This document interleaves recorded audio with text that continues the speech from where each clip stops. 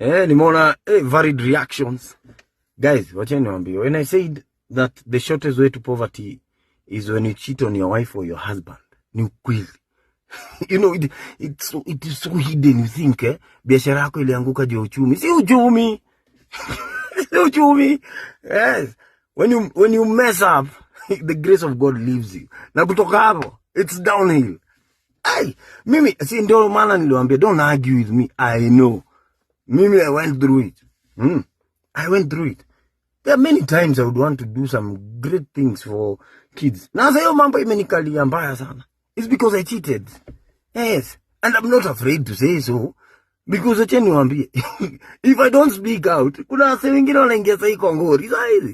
And when I say things like this, I'm not saying them ati sasa ndio nipate clicks. I don't care about clicks.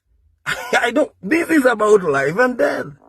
Kampuni ya msee ikienda down because he doesn't understand the spirituality of cheating. Wewe jiulize, kwa nini biashara yako ilikuwa noma tu kawaida until ukaanza kulala na secretary? What happened?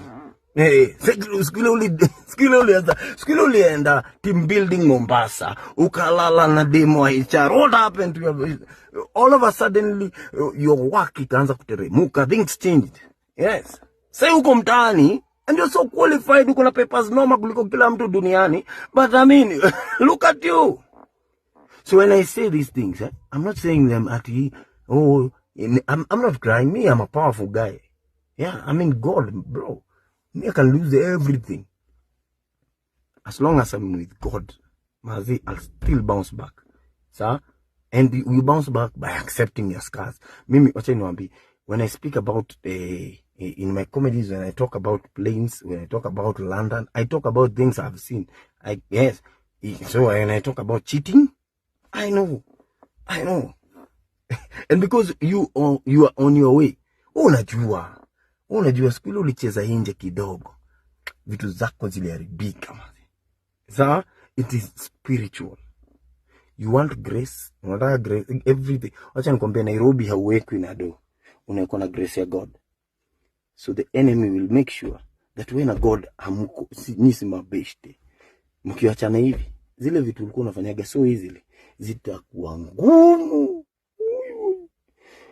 Ukiona msanii anatumia kiki kuuza ngoma, jua.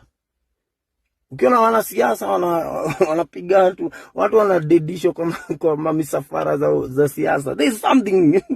It's because grace ya God basi hakuna. So I'm not saying that nini. I'm just saying,